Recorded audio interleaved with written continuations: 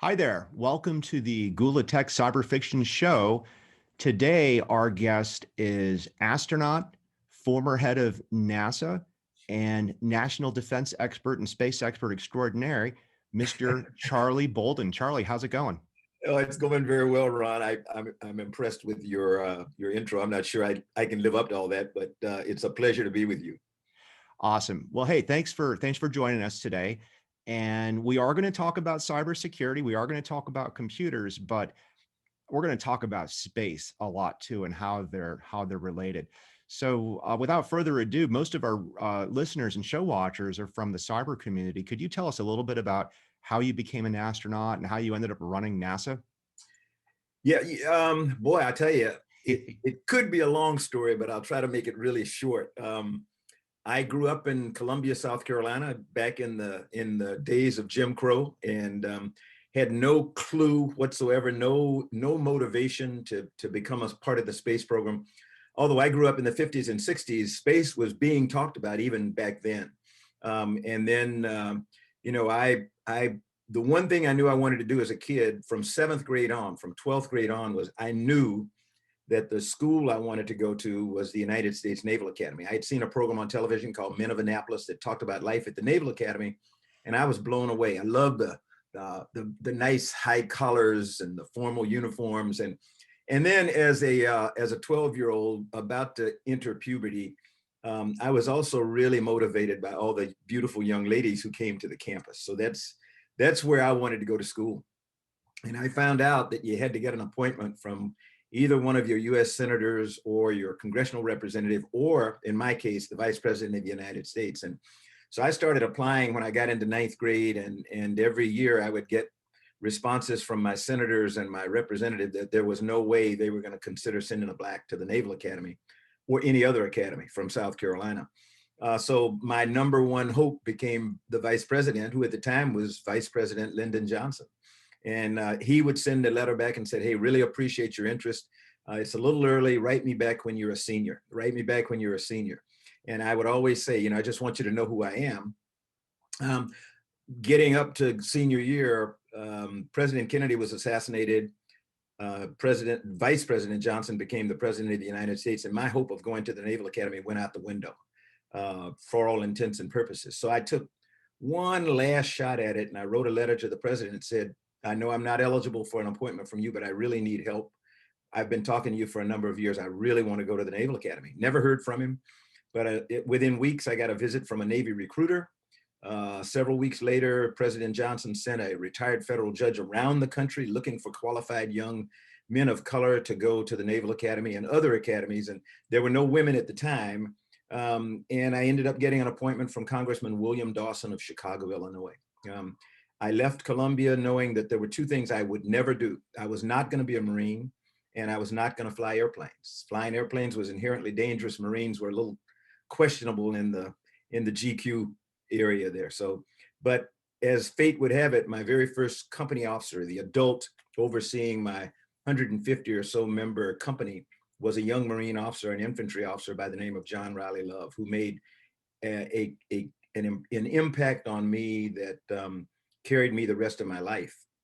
And so when it was time to graduate, I decided, contrary to what I said, I'm going to be a Marine. I'm going to be like him. And so I went to the Marine Corps basic training for officers, the basic school, for 6 months with the intent of becoming an infantry officer. Found I didn't like crawling around in the mud. And my wife constantly telling me, "Why don't we go to Pensacola? Because I'm not excited about you going to Vietnam as an infantry officer." And I finally gave in, and we went to Pensacola. First time I got in an airplane, I fell in love with it. And in spite of my thinking I didn't want to fly, I became an avid aviator. And as time would have it, progressed through, went to test pilot school, became a test pilot. And it was there that I had an opportunity to meet another person who would change my life forever. And that was the late, great Dr. Ron McNair, who was selected in 1978 in the very first group of space shuttle astronauts. And that meant he was a young black man from Lake City, South Carolina, very small city in South Carolina, about 42 miles from where I had grown up. And I was mesmerized by him, but still had no interest in the space program. But before he got in his sleek NASA T-38 to go back to Houston, he said, "Hey, are you going to apply for the space program?" I said, "Not on your life." And he looked at me, he said, that's the crazy. He said, why not? I said, they'd never pick me.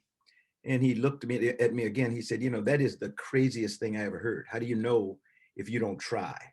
And made me feel really small, because my mom and dad had always told my brother and me that we could do anything we wanted to. So when he left, I picked up my pen and paper and I wrote my application, and ended up being interviewed and then selected in the second group of space shuttle astronauts. So that's how I fell into the space program. Flew 4 times on the space shuttle to space.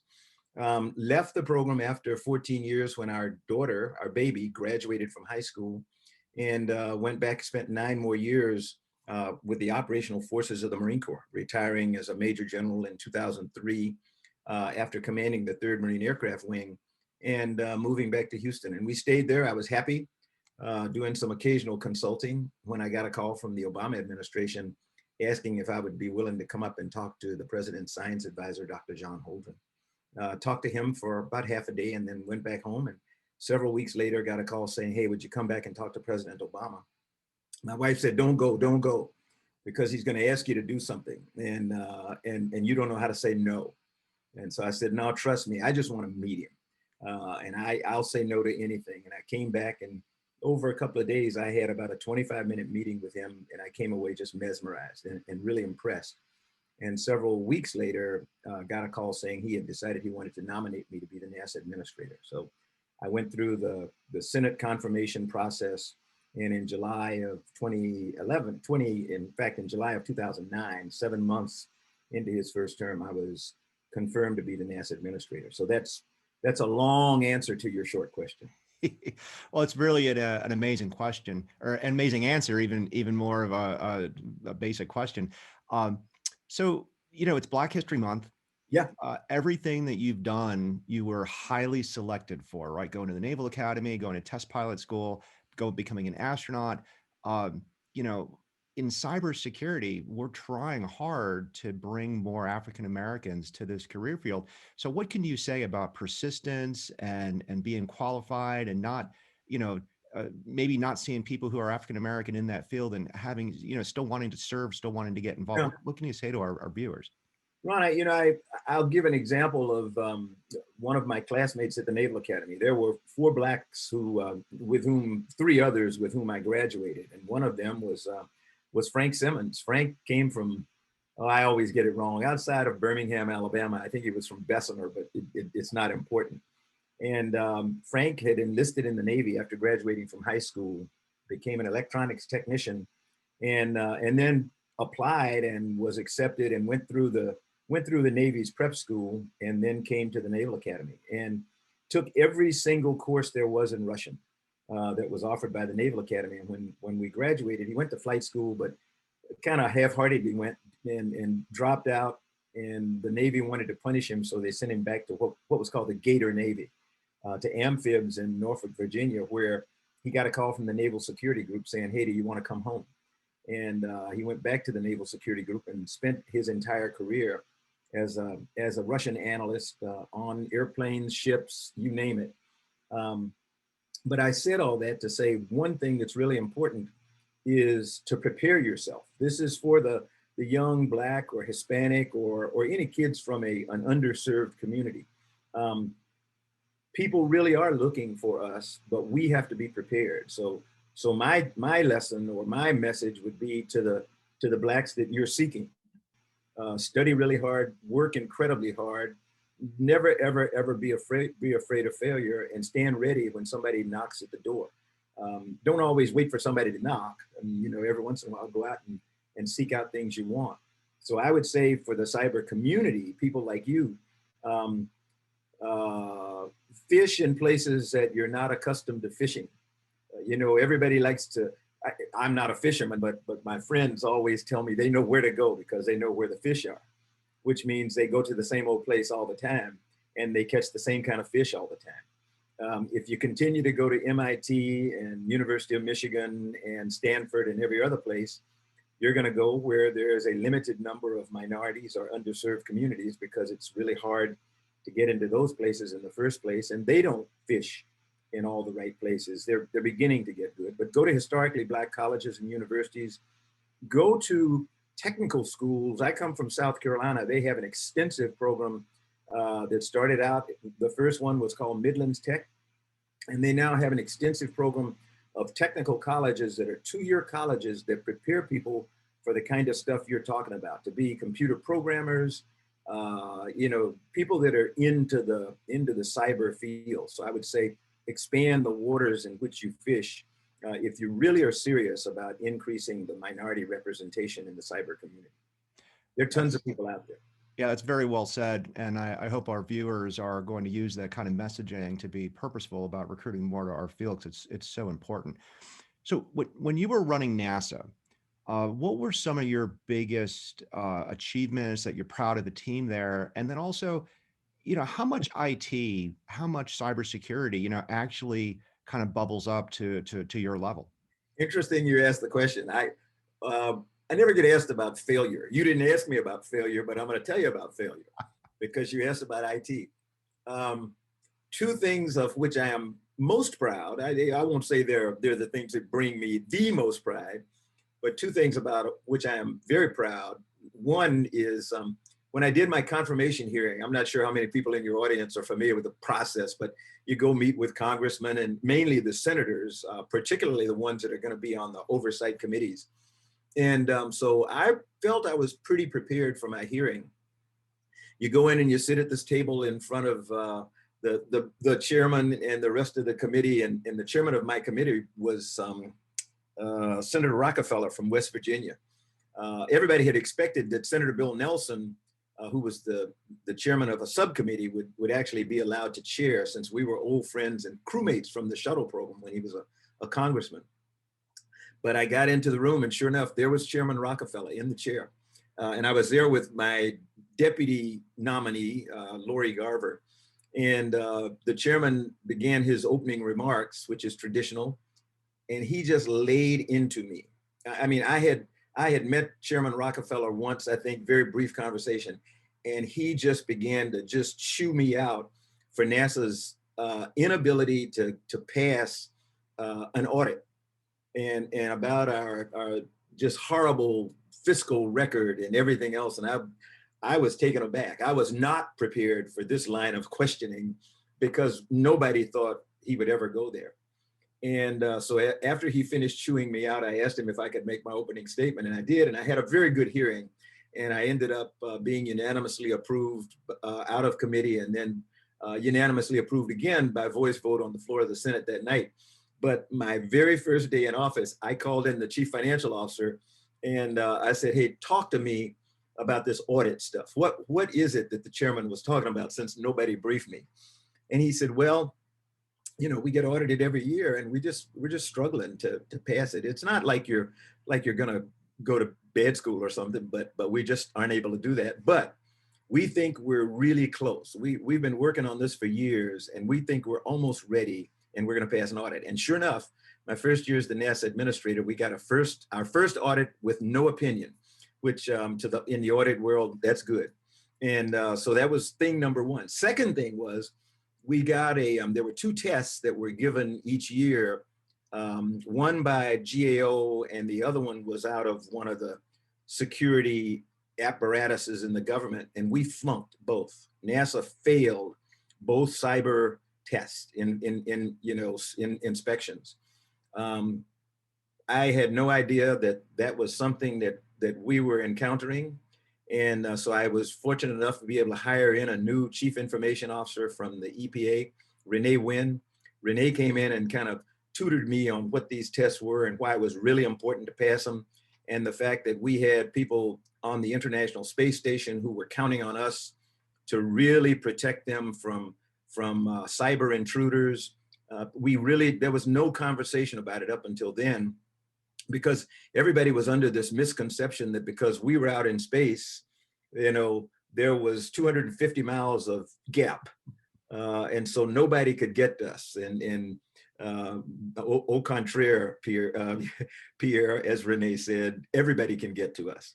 The critical part about NASA was because we interact with the Department of Defense, every other agency of the federal government, and all our international partners. We had all of these portals through which data was coming. Every single source of input was also, or output for us sending data to all of our customers, was a source of input where people could come in the back door, get into NASA's system, and subsequently get into our national security system. So we realized right away that if we weren't tight, cyber tight, then the rest of the country and our security organizations who we serve probably weren't as cyber tight as they needed to be. So two examples of the critical importance of cybersecurity that I didn't even know about when I became the NASA administrator. Excellent. So with the Centers for Disease Control, it is in charge of the health of the nation. And when you look at DHS and you look at the NSA and Cyber Command, they don't necessarily defend everybody in the nation when it comes to cybersecurity, but for federal agencies such as NASA, they are involved. Any thoughts on the role of, how much responsibility should be given to somebody like a DHS CISA organization, or should the responsibility, be more inside NASA to defend NASA? Like what's that partnership look like? No, they're critical partner. Since we're talking about cyber, they're critical partnerships for us. One is with the FBI, one is with CISA and DHS. The other one is actually with it's the DoD security apparatus, and all of them have cyber centers or control centers around the country. Today, we don't have a representative, a NASA representative who sits in each, but we have people out of our chief information officer's organization that is sort of a liaison, say to CISA, or a liaison to NRO, or a liaison to anybody else, because they set the standards. I talked about the two tests that we flunked. Mm-hmm. Those are overarching standards for cybersecurity, and we go to them all the time for asking do you see any signs that we're trying to be poked or probed, because we know that if they're coming at us, they're not coming because they want something from NASA, because almost everything we do is in the public domain. They're coming because they're looking for holes, again, like I talked about, where they can come in the back door and then get to our national security apparatus. So we are in constant contact with them. They will come to us sometimes and say, hey, we're seeing an extensive amount of probing from this particular source. We suggest you do this to shore things up. So we're in constant contact with the people who set the cyber standards for the government. Excellent. So we'll come back to that. Yeah. So let me ask you about just how you look at reliability, right? You're up in space, you have comms, you have connectivity, there can be physical failures, there can be software failures. How do you look at complexity and in terms of resilience, in terms of security? What's after running NASA and being a pilot, what's your advice for understanding those kinds of risks? What I love about your questions is you're making me admit how ignorant I was when I became the NASA administrator, and that's always fun. But it's like I said, when I came in, things about audits, things about cyber, all that stuff, I thought I knew I thought I knew it, and I thought I was familiar with it, and I found out I didn't have a clue.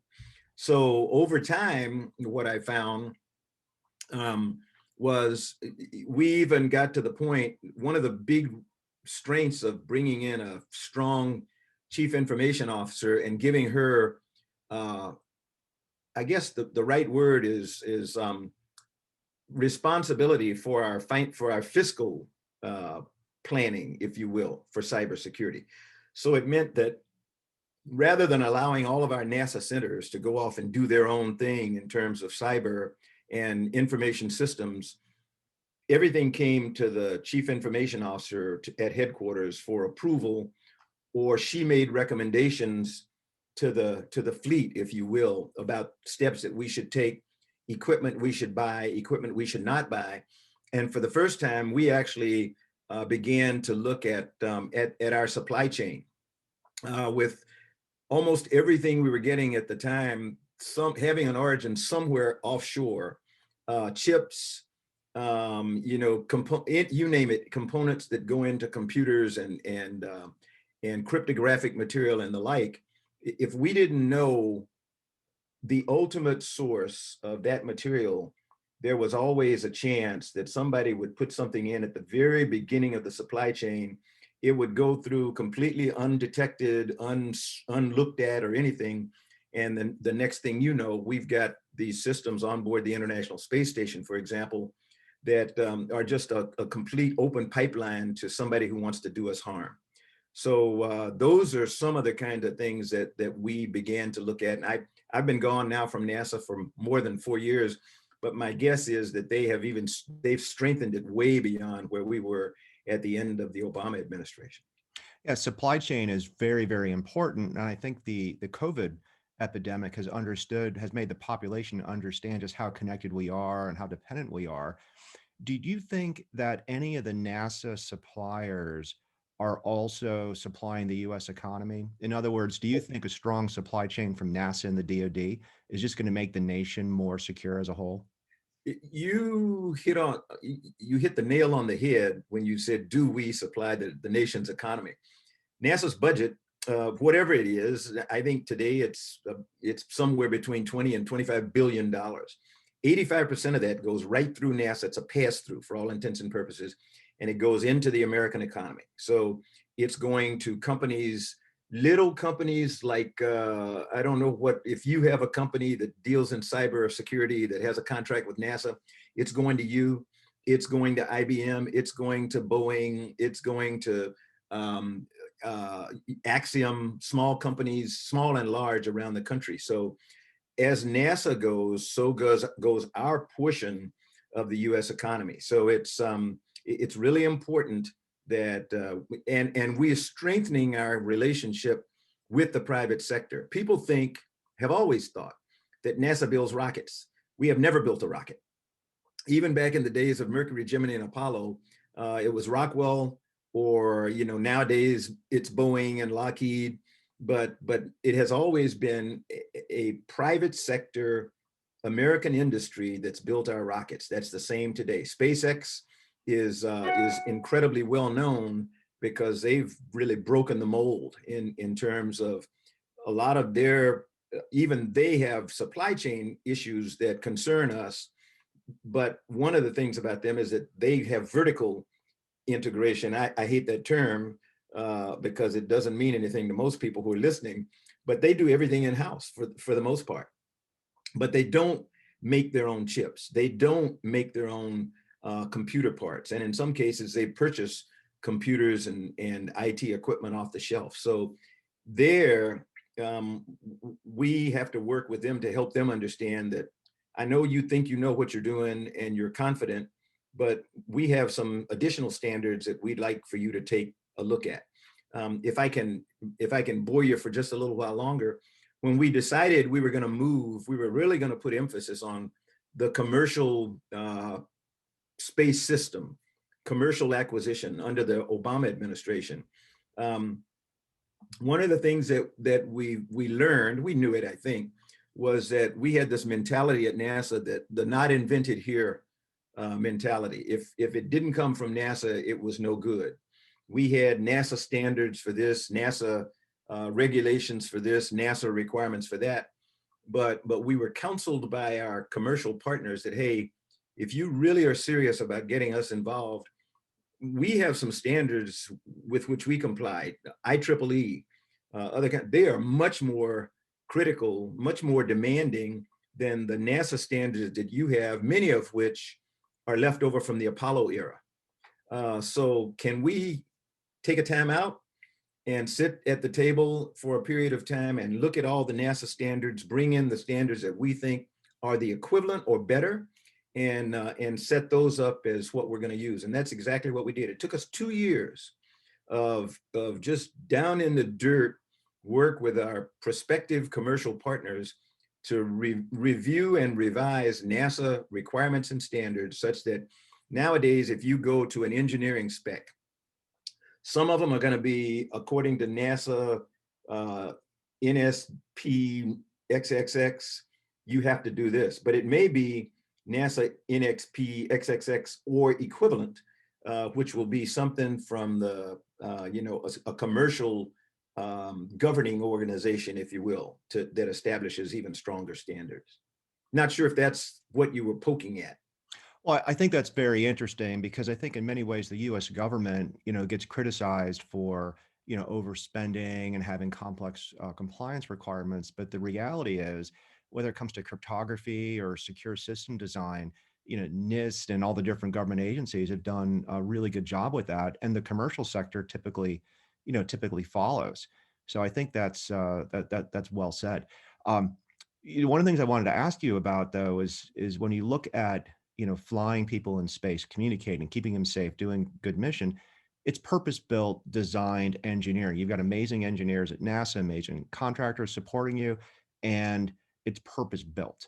And you have things like, I mean, I've heard there's 5 computers on the space shuttle that kind of vote, right? Is that a true thing? That's right. We had a system of 5 computers, and 4 of them talked to each other all the time. They were the primary flight control software on it. And then we had a 5th backup computer that was actually called the backup computer, and it had the backup flight software system. So that system was compiled and built by a separate company, tested by itself, but then brought in with the other 4 to make the complete 5 computer set, so that they were compatible with each other, such that if for some reason we began to feel that there was a generic error or a generic problem with the 4 primary computers, we could shut them down, and the single string backup computer system would be able to operate shuttle, get it back home safely on the ground, or get it to space. And actually you could do some minimal things. It was not built to operate on orbit. It was an emergency when you had to rely on the backup computer. So it didn't have what we call on orbit software in it. It was mainly ascent and entry. So we could get you into space and we could get you back home safely. But it wasn't built to allow you to do standard payload operations and the like. Today's systems don't have 5 computers, but they are redundant. I'm not, to be quite honest, on the International Space Station, I'm not sure how many separate systems they have, but they're always looking at each other in millisecond increments and comparing notes. And if one of them thinks the other one's out, they'll kick it out until you can find out what the error was, and then go fix it and bring it back into the system. And I think the tie-in with cybersecurity I'm looking for is right now it's really in vogue to have hygiene and then hunt for hackers. Like we've really gotten away from purpose-built security engineering, security design, because we're trying to general market, everything. And we kind of complain when our FiOS or our Comcast goes down in a snowstorm because it's up 99 point, 5 times 9. But the reality is the internet and the products that we're using today are not nearly designed to a level of standard that NASA needs to run their operations. That's what NASA used to say all the time. And what we started doing when we turned to commercial entities to help us was, okay, if we're talking about human spaceflight, if we're talking about the safety of humans, there is a really high bar that's got to be met, particularly in terms of software design and engineering and integration into the system, and safety of the software.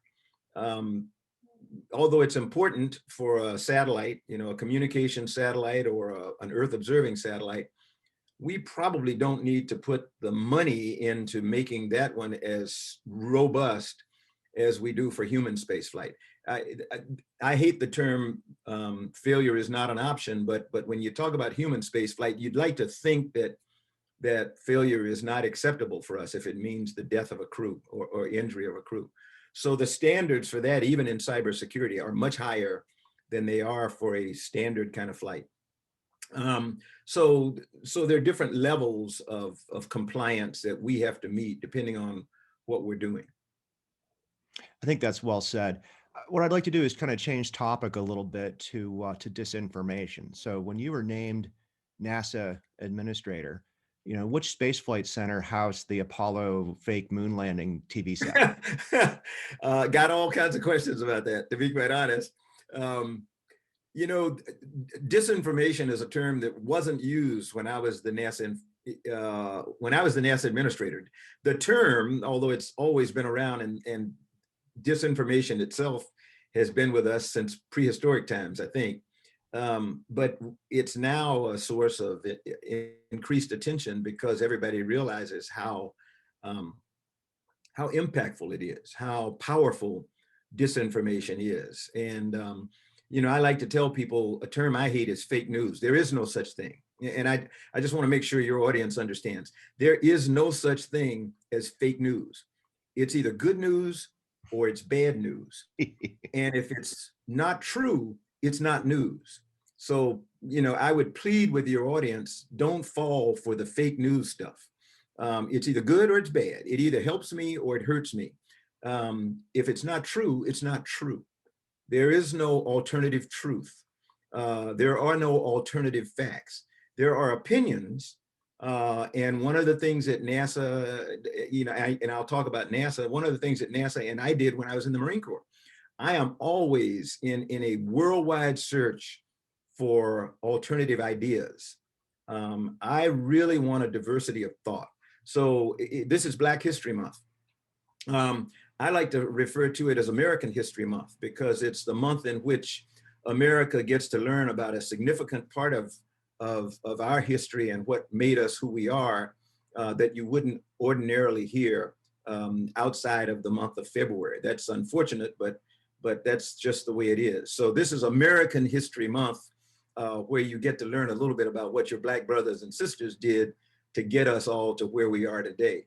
But disinformation is either people contorting the news to be not true, or it's people contorting facts such that it satisfies their need to incite people to do things that they would not ordinarily do if they were clear thinking and actually searching for truth.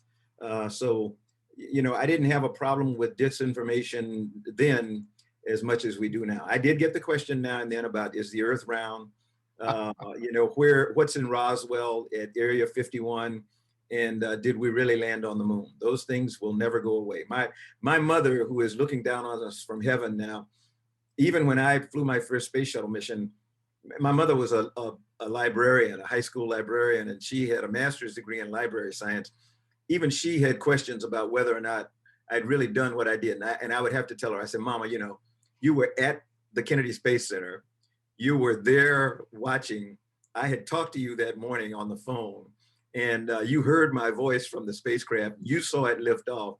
You saw it come back and land, and you saw me get out. So, act like an adult and a person with a master's in library science, and stop listening to these other people that tell you all this hokey stuff. That's excellent. I think anybody who is an expert, can in fact, put out fact.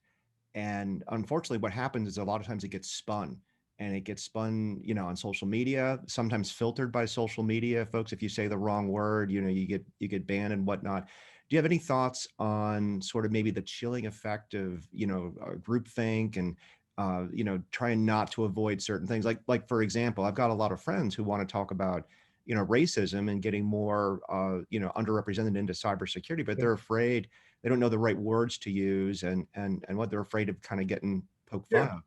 Yeah, my advice to your friends who are afraid of saying the wrong thing or stuff like that is say it. We can't fix a problem if we don't know it. I don't expect that everybody with whom I work will love me. I don't expect that everybody with whom I work will respect me or really want me as a Black man to be in their presence. But I do expect that they will understand what I bring to the team, and they will come to realize that if I'm not there, there's something missing from the team, and they want to win. Look at sports. How many professional athletic teams, and it's almost in every sport now, every professional sport. How many professional teams do you think are willing to give up on diversity and say, okay, from this day forward, we're going to be an all-white team? That's a question. How many do you think would do that? Very few. Probably none. Yeah. Not if they wanted to make money and they wanted to win. So why should we say, okay, Boeing, there are literally thousands of Black and Asian and Indian and Hispanic engineers out there who are brilliant. And they're going to go to my competitor if I don't hire them. But I don't care. I'm not interested in women. I'm not interested in underrepresented minorities. I'm going to go it alone. I'm going to go back to the way Boeing used to be. I'm going to be and I don't, let me use a fictional company because somebody will say I'm giving Boeing a hard time, and I'm not. It's just that they're critical to us in the space program. And so I use them as an example, but they also are pretty sharp when it comes to diversity and inclusion. But just imagine they say, okay, I'm going back to the way it used to be. I'm going to go back to the way it was in the 50s, 60s, and 70s and 80s. And we're going to look homogeneous. It's going to be all white and all white males. And they would not be around very long. I would not imagine. I think that's well said. And I think that's it's a mentality of people who want to communicate and bring that in. I participated in a couple cybersecurity diversity expos with the Aspen Institute. And actually the first 15, 20 minutes of it was what do terms African American mean? What do term Black mean? What does it mean? And you know, unfortunately, that needs to be had. Um, so something else I want to get into is more of your national security background. Mhm. So if you look at NASA as a organization, ultimately for peace and science and exploration, how do we balance, you know, working rockets and that could be hypersonic weapons someday, or you know, perhaps instruments of privacy invasion if you're spying on us from space? How do we walk that line, and what do you think the future holds? Boy, Ron, that's and I'm pausing because I want to make sure my words come out right. This is something that I talk about almost every day with my friends because and I may differ. You and I have never had this discussion, but as a 34-year Marine, I lived my professional life counting on my ability to be able to engage with other people and involve myself in intelligent discourse with them, and to be able to draw out of them things that I might not like, or draw out of them their attitude toward me. Uh, and sometimes it would make me pretty angry when you really found out where they stood. But it was critically important for me as a military leader to know that I could count on everybody in my organization and everybody who was external to my organization, but who supported us. So it meant that I had to be able to work with some pretty ugly people from time to time, pretty bad people. But we had a common cause. There was some ill or evil that we agreed that we were going to fight against, and we had to be able to communicate with each other to be able to do that successfully. And that's life. Life is not black and white. Life is nuanced, and I think you don't find it anywhere as well as you do in the national security sector, where you've got to be nuanced. And the people, I mean, if you look at what the Biden administration is going through this morning with China, I happen to be a China fan. I will say that right out. Let me explain that though. I think that China's a terrible actor in a lot of areas, human rights and the like, cyber I think that. intrusions and the like, you name it, theft of intellectual property. But so are some of our other allies, and we learn how to work with them. And it's incumbent upon us to put checks and balances in place and to put safeguards in place. And I think that's what you and I were talking about at the very beginning when I discovered that we needed these safeguards that I had no clue about when I became the NASA administrator. But it's incumbent upon us to continue to engage with people that we don't like or we don't trust right now, but to put safeguards in place that will give us some indication when they're about to stray, off the ranch or off the farm or off the reservation or whatever you want to call it. Because I don't think we can afford not to work with as many people around the globe as possible. The best example is the global pandemic right now, the COVID-19 pandemic. We cannot solve this problem alone. And it is incredibly important that we have teams from the World Health Organization now in Wuhan and other places around the world. We've got to find out what's going on, causing all these variants in the virus. Because if there is a single nation that chooses to opt out of what the world is working on, we're in trouble. We once thought we had eradicated, or we had solved the problem of polio. We had eradicated it, and now there are a couple of nations on the planet that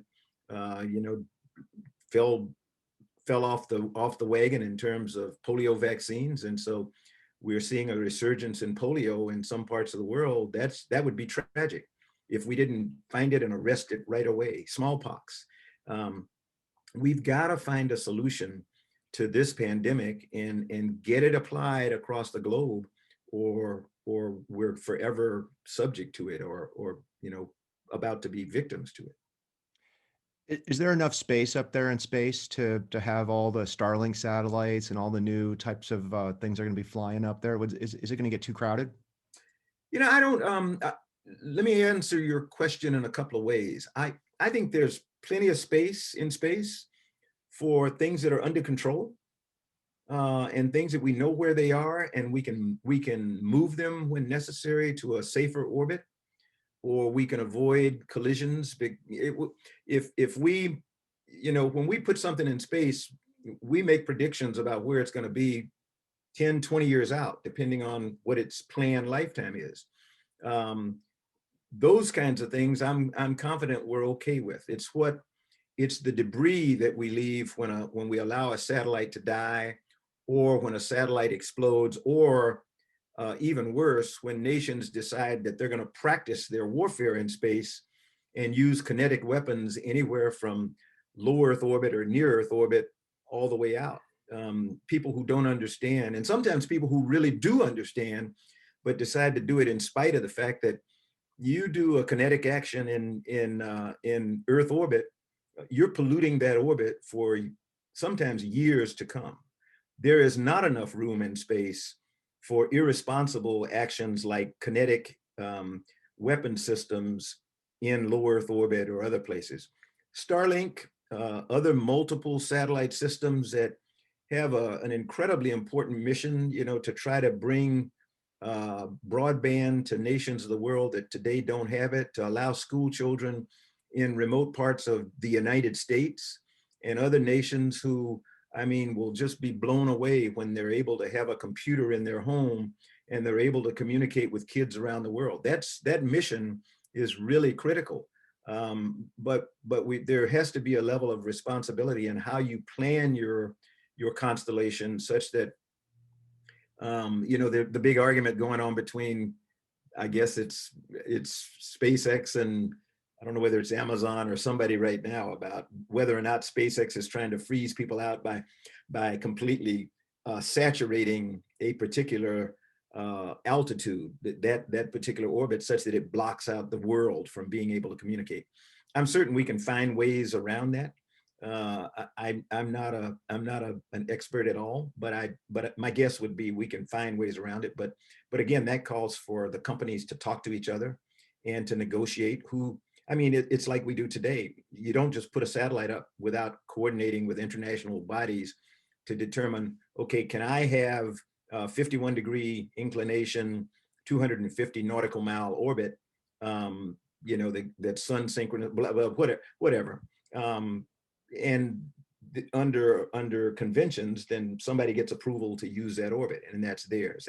That's the kind of consultation that we need to constantly have, and it needs to be at some level, whether it's the United Nations or some international entity, but there needs to be that, and there needs to be continued dialogue, such that as it becomes more and more necessary, we establish a body that people respect and will at least comply with the I guess what I call the conventions that they make, since everything's not going to be a law. How do you feel about the Space Command, Space Force? I'm agnostic. When the idea came up, I was opposed. I didn't think it was needed. I'm not sure I've been convinced that it's needed even now, but I'm agnostic. It's there. And so there's been a lot of time and effort and money invested. So I think our challenge right now is to do everything that we can to facilitate their success. it may grow on me. Who knows? I was not a big fan of commercial space when I became the NASA administrator. I think everybody knows that, but it didn't take very long. The fact that the president liked it, that was one thing. But also the fact that once I had an opportunity to talk to people like Elon and Gwen Shotwell out at SpaceX, and I won't say get to know, but to talk to Jeff Bezos at Blue Origin, and Sir Richard at Virgin, and understand what it was that they saw, what was their vision, and how did we establish the synergy among the commercial sector, the private sector, and NASA as the responsible body for civil space in the United States, at least. Then it grew on me, and I became a strong advocate, as I am today. Did you see Space Force on Netflix with Steve Carell? I did not. I decided I was not going to watch that because I saw a couple of the previews, and I said, okay, I'm out of here. I'm not gonna go there. So that's how cyber people feel whenever you see somebody hack into a computer in a hoodie on TV. And that has nothing to do with cyber, but it has everything to do with our openness to ideas. Are we judging the idea, or are we judging the physical appearance of the person with that idea? What I love about almost every, and this is a stereotype I'm about to talk about, I have no clue whether this is true, but in my particular case, in my limited exposure to the cyber community, what I love is that almost everyone with which I've been associated, they're folk with, guys with earrings dangling down and tattoos and stuff like that. And a lot of them, now, this is not I look at you, you're not like that, but we don't know each other that well yet. But a large majority of the ones with whom I have come in contact are people that on any other day would have been unacceptable in my circles. Today, I hope I have allowed myself to be open enough to ignore, their appearance and pay attention to their brain, to the ideas that's coming out of that. If we can get ourselves to that point, I think we're going to be a lot better off. And that's really, really well said. Now, I never worked at NASA, but I worked at the NSA, very sometimes confused with NASA. yeah, And sometimes if you go and you see people coming in compared oh to like yeah, 20 years ago, you see that element, right? You see the earrings, the green hair, you see yeah. right next to the three-piece suits, And that's exactly what I meant. It's interesting. Again, I'm dealing in stereotypes here. When I look at the people who are being marched into court for espionage or things like that, I don't see any people with purple hair and earrings yet. I'm sure it'll happen. I think It's Reality always Winner might guys. have had a Well, it earring or will two. happen, but it's always the guys in three-piece suits. Yeah. It's the people who have earned our respect because they look like they deserve it. Whereas the kids running your business and making you successful, the brains, I'm not comfortable around them. They don't look like somebody I want to associate with. Well, let's close with getting more people into this career field. So I think at some point everybody wants to be an astronaut, but astronauts couldn't fly without all the software programmers, the cybersecurity people, the engineers, the mechanical engineers, astrophysics. How can we get more Zoomers and kids to be technical, to go into some sort of career field? Okay, I don't know whether my former deputy administrator, Dr. Dava Newman from MIT is watching, but hopefully I'm going to make her proud. Dava's mantra is that we have got to push the concept of STEM plus AD on our kids, starting in kindergarten, if not, elementary school at least. And that's the standards, science, technology, engineering, and math, but plus the arts and design.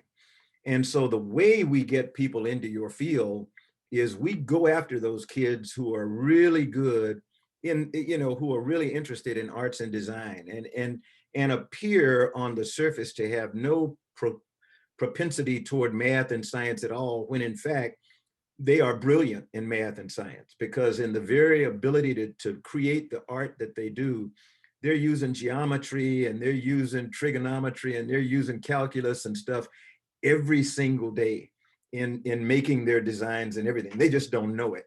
their brains are just doing what we rely on physical computers to do, not human computers. So I think you know, we really need to push STEM plus AD, encourage students, no matter what their interest, but to follow their passion, to to help them realize what it is that they're good at, and help them admit what they're interested in. I'll give my baby granddaughter, Talia Reese Bolden, who I know is not watching this. She's a freshman at McLean High School, but she thinks I'm kidding all the time. But she's my best example for. She's an incredible student, a great soccer player, loves math, is passionate about baking. And she thinks I'm kidding all the time when I said, you know, why don't we send you to culinary school? And you could become a master baker and have your own business and make millions. And she just kind of shucks me off, you know, but that may not be in the cards. But I think that's an example of trying to look at students, help them assess where their passion is, and help to direct them in that direction. Because you and I both know that if I like something, uh, I'm really going to pursue it, and I'm going to follow it, and I'm going to be good at it. If I don't like something, you can give me all the tools you want, but I'm going to go to work and moan and bitch and moan every day, and I'm not going to be as good as I would be if I were somewhere about which I was passionate. I think that's well said, and I definitely am supporting doing more with STEM. So when you add that the art stuff, and you get STEAM, but I like the art and design as well. It's tough right now with COVID. Our schools are struggling so much to, keep the kids informed and engaged. But definitely it's very important for the future of the country. So that's really really good words. Where can people go to learn about what you're doing with the Bolden Group? And you've got some great people working with you, including people like Peter Singer, who's one of my Yeah. favorite authors. Well, the one thing that's really, now, it is not my company. Okay, let me admit, it used to be my one person operation, and I gave the company to my son and daughter. My son is Che, who is a retired Marine. Really, he's the heart and soul of the company. Our daughter Kelly, who's a plastic surgeon in the DC area, is responsible for their health initiatives. But if you go to bolden.group, you're gonna find our website. And we really are trying to deal in producing responsible leaders, ethical leadership in the STEM plus AD fields. And what's somewhat unique about us is that we don't have normal employees like other companies. We have members of the company who are people with expertise, maybe like you, Ron, one of these days, who have their own businesses and their own things that they like to do, but they sign on to work with us. And if we have an area of need, we reach out to them to bring along their technical expertise and get them in place where they can make a difference with somebody who's an up and coming company or an established company, but just needs some different thought to what they're doing. Awesome. Awesome. All right. Well, last question. My So son will be very critical of my description. I don't know whether he's watching or not, but if you get a lot of mail from Che that says, can I come on and correct everything my dad said? I'll understand. well, we'll be sure to put links in the show notes to your family and the business. That's awesome. All right. So last question to kind of take us out. So you're now Matt Damon. You're the Martian on Mars, and of course you're doing everything he did because you understand that kind of stuff. But what one piece of technology would you want to bring with you to Mars that could work as if on Earth? Like, is it entertainment? Is it a phone? What would you be bringing? Ooh. Ron, as a person who is, I think my family is the most important thing to me. I would bring a piece of technology that has managed to overcome the restrictions or the limitations of the laws of physics, being governed by the speed of light. And I would bring a technology that has found some magic way for me to communicate if I'm a new parent, to communicate with my child back on planet Earth, real time, such that we can have a conversation back and forth, and it's not delayed by, I want to say it's 14 minutes now. That's we didn't talk about it, but one of my concerns about Human space flight, deep space exploration has nothing to do with technology. It's psychology. It's the what's the human body gonna what's the human being gonna do? A new father who leaves the planet. My son was a year old when I deployed to Vietnam, and I came back a year later. And so I missed Che's whole second year on the planet. And when I came back, he had seen pictures of me, but this physical thing was foreign to him. I would love to have a way such that when somebody leaves our planet to go to Mars and they make, unfortunately, the 8-month journey right now, one way, that they can communicate with their kid real time, and they can cry with them and laugh with them and do other kinds of things such that when they come back, they're not strangers. So what you're really saying is that aliens have given NASA quantum entanglement Zoom technology.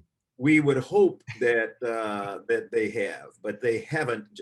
We haven't, and I should not say this. To my knowledge, we have not communicated with them yet and grasped the full understanding of it. But if there is such a thing, I am hoping that we will be able to take that lesson learned from the aliens and apply it to our operations on other celestial bodies other than our planet Earth. Excellent. Well, sir, thank you very much for sharing your history, your service to our country, both as a Marine and an astronaut, and I guess the leader of NASA as well. I think it's Used to be. awesome when people volunteer and go back into the government and help lead the nation. So thank you for joining us today. Ron, thank you so very much. Thank you for everything that you do and for your enthusiasm and your passion. I think it's really important. It's been such just a distinct pleasure getting to meet you and know a little bit about you. And I look forward to working with you in the future. Well, thank you very much, sir. This has been episode 4 of the Gula Tech Cyber Fiction Show.